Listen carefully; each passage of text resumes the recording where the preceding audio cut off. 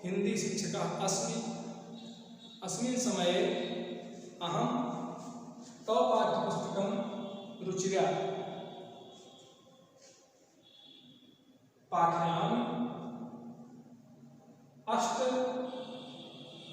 कक्षायाः पाठ्यपुस्तकं रुचिरा उपसर्गः प्रत्ययः प्रकरणं प्रस्तुतः।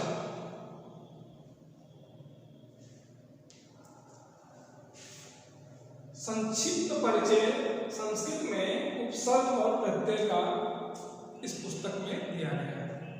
पूरी पुस्तक संस्कृत में है। इसको मैं पढ़ता हूँ और समझाने का प्रयास करता हूँ। आप सभी पुस्तक खोल लें, देखें। इसके बाद मैं आपको शब्द रूप पढ़ाऊंगा। बहुत महत्वपूर्ण है शब्द रूप, धातु बहुत अच्छे से पढ़िएगा। लेकिन इसके पहले आप कारक के बाद उपसर्ग और प्रत्यय के बारे में संक्षेप में जान लीजिए। संस्कृत में लिखा है, धातु पूर्वम उपसर्गान योजयित्वा वयं नूतन क्रियापदानां निर्माणं कुर्मः। धातोः पूर्वम उपसर्गान, धातोः पूर्वम उपसर्गान, धातु के पूर्व, धातु के पहले, धातोः पूर्वम उपसर्गान, धातु के पहले उपसर्ग योजयित्वा जोड़ करके वयं हम सब नूतन क्रियापदानां निर्माणं कुर्मः, नवीन क्रियापदों का निर्माण करते हैं। नवीन क्रियापदों का निर्माण करते हैं। इसका मतलब है कि धातु के पहले उपसर्ग जोड़ करके एक नई क्रिया संस्कृत में बनती है। उपसर्गः साधारणतः 22 संख्यकाः सन्ति। उपसर्ग सामान्य रूप से संस्कृत में 22 होते हैं। प्रति, उप, निर, अभि, सु आदि 22 उपसर्ग होते हैं। यथा तद यथा, उनमें जैसे प्र, परा, अप, सम, अन, अव, निर, निस, दुर, दुस, वि, आन, नि, अधि, अपि, अति, सु, उत, अभि, प्रति, परि और उप। ये कितने उपसर्ग दिए गए हैं? 1 2 3 4 5 6 7 8 9 10 11 12 13 14 15 16 17 18 19 20 21 22। तो 22 उपसर्गों का नाम आपके पाठ्यपुस्तक में दिया गया है। इसको मैं PDF में 22 उपसर्गों का नाम और क्या कहते हैं उसका उदाहरण लिख करके दे दूंगा। हमारे विद्यार्थी उसको लिख लेंगे, समझ लेंगे, पढ़ लेंगे। यहाँ मैं सामान्य परिचय बताने चल रहा हूँ। उपसर्ग योगेन धात्वर्थः क्वचित परिवर्तते अतः कथ्यते। उपसर्ग के योग से धातु में कहीं कहीं परिवर्तित हो जाती हैं। अतः कथ्यते, अतः कहा गया है। उपसर्गेण धात्वर्थो पलात् अन्यत्र नीयते। विहार, आहार, संहार, प्रहार, परिहार वत्। इस तरह देखिए, एक धातु से भिन्न भिन्न उपसर्गों के प्रयोग से उनका अर्थ भी भिन्न भिन्न हो गया। क्रिया एक है ह्री। देखिए पुस्तक में लिखा है ह्री क्रिया। कौन सी क्रिया है? ह्री। हर करना, हर लेना। इसमें जो वी उपसर्ग लगा तो हो गया विहरन, विहार। ह्री क्रिया में वी उपसर्ग लगा तो विहार करना। और इसी ह्री क्रिया में हार में जब लगा सम उपसर्ग, सम, तो हो गया संहरण। क्या हो गया? संहार करना, मारना। और इसी भी उपसर्ग में जब परि उपसर्ग लगा ह्री क्रिया में, ह्री धातु में परि लगा तो क्या हो गया? परिहरण, छोड़ना। आहरण, भोजन करना। विहरन, विहार करना। संहरण, मारना। परिहरण, छोड़ना। इस तरह से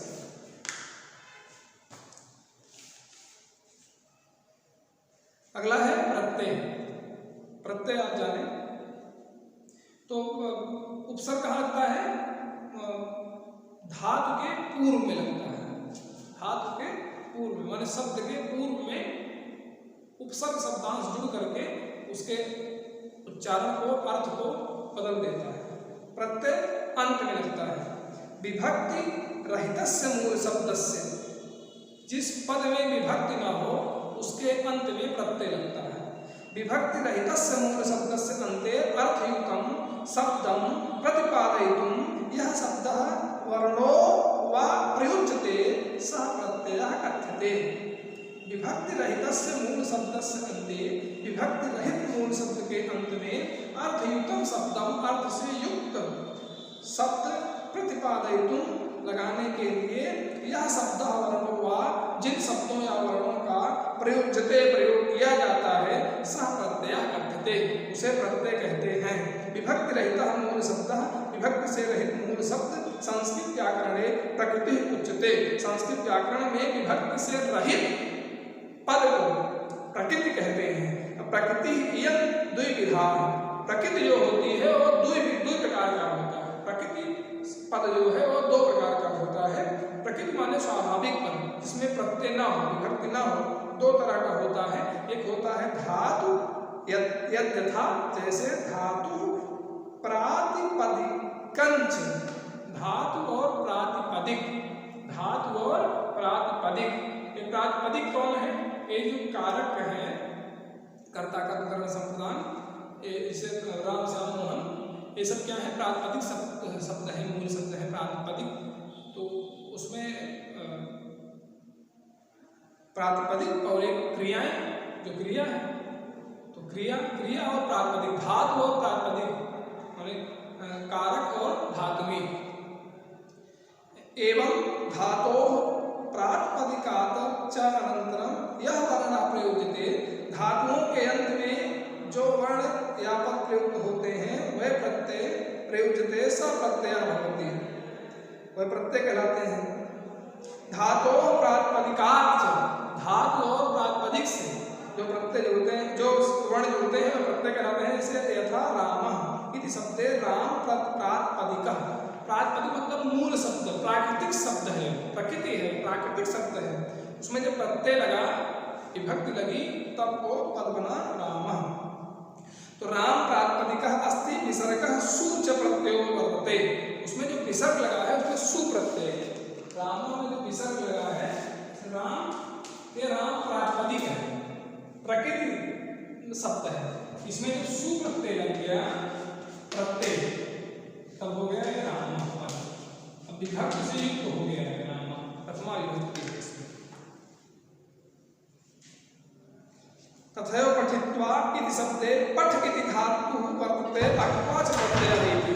इसी प्रकार पठित्वा, इसमें अक्त्वा प्रत्यय, पठित्वा,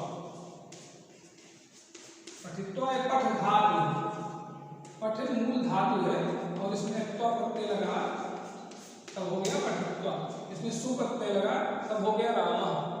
तो रामः में कारक के आधार पर विभक्ति होती है और इसमें धातु, इसमें कारक की विभक्ति लगी रामः और इसमें धातु में विभक्ति लगी अक्त्वा। इसको भी प्रत्यय कहते हैं और इसको भी प्रत्यय कहते हैं।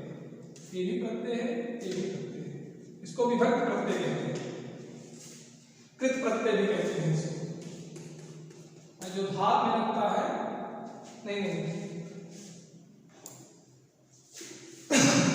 हाथ लगता है उसको कृत कहते हैं, जो प्रातिपदिक में लगता है उसको तद्धित कहते हैं। आगे देखते हैं, प्रत्यय पंच विधा भवन्ति। आगे यही आप समझिए कि राम में सु प्रत्यय लगा तो रामा हुआ, पठित्वा में अक्त्वा प्रत्यय लगा तो पठित्वा हुआ। एक प्रातिपदिक है और एक धातु, पठ धातु है और राम प्रातिपदिक है। अगला है कि प्रत्यय पंच विधा भवन्ति, प्रत्यय 5 प्रकार के होते हैं। तत् यथा, उनमें जैसे विभक्ति, कृत, तद्धित, स्त्री, धातुवश्च, इत्र इमे प्रत्यया अपि अवबोधनीयाः। तो संस्कृत में प्रत्यय कितने होते हैं? 5 प्रकार के होते हैं। आप जानिए संस्कृत में प्रत्यय कितने होते हैं? 5 प्रकार के। विभक्ति प्रत्यय, चलिए देखते हैं। विभक्ति प्रत्यय, कृत प्रत्यय, तद्धित प्रत्यय, स्त्री प्रत्यय, धातु प्रत्यय, 5 प्रकार के हुए। जल्दी देख लेते हैं। पहला है विभक्ति प्रत्यय, जो कारक में लगता है। दूसरा है कृत प्रत्यय, धातु।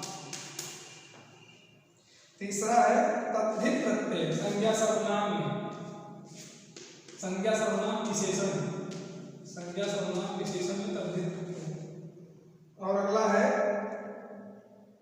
स्त्री प्रत्यय, स्त्रीलिंग के शब्द में, स्त्रीलिंग के शब्द में स्त्री प्रत्यय। और एक और है, वो है धातु प्रत्यय। पुस्तक में लिखा है धातु प्रत्यय, तद्धिता प्रत्यय, विभक्ति प्रत्यय। चलिए देखते हैं, पहला है विभक्ति प्रत्यय। धातूनाम अनंतरम तीतः इंति, तीतः अंति प्रभृतयः प्रत्ययाः प्रातिपदिकानां च अनंतरम सु और जस, सु और जस, रामः रामो रामान्, पठत पठता पठन्ति, ये विभक्ति प्रत्यय है। इन्हें क्या कहते हैं? विभक्ति प्रत्यय। धातु में भी लगता है और कारक में भी लगता है।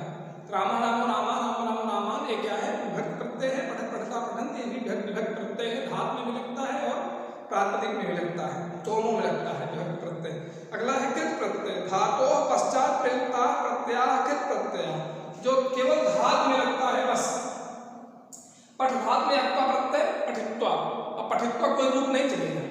अगर उसमें तिंग प्रत्यय लगा दे, पठत पठता पठन, तो रूप चलेगा उसका, वो विभक्ति प्रत्यय हो गया। जिसका रूप चलेगा वो विभक्ति प्रत्यय है, जिसका रूप नहीं चलेगा वो कृत प्रत्यय है, तद्धित प्रत्यय है, स्त्री प्रत्यय है, धातु प्रत्यय है।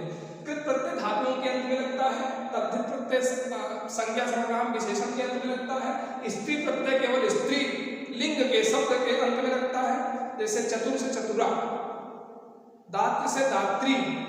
और तद्धित प्रत्यय संज्ञा सर्वनाम विशेषण में, जैसे शिव से शैव, शिव से अण प्रत्यय लगा शैव। और धातु प्रत्यय जैसे पठ में लगा था अक्त्वा प्रत्यय, पठित्वा हो गया। नहीं, पठ में लगा ऋच प्रत्यय, पठ में क्या लगा? ऋच प्रत्यय और तिप प्रत्यय दोनों लगा, तो क्या हो गया? पाठयति। ये जो प्रेरणार्थक क्रिया है उसमें धातु प्रत्यय लगाते हैं। प्रेरणा से पढ़ता है, पढ़त पढ़ता पठन्ति, पढ़ाता है तो पाठयति पाठयता पाठयन्ति, तो धातु प्रत्यय है।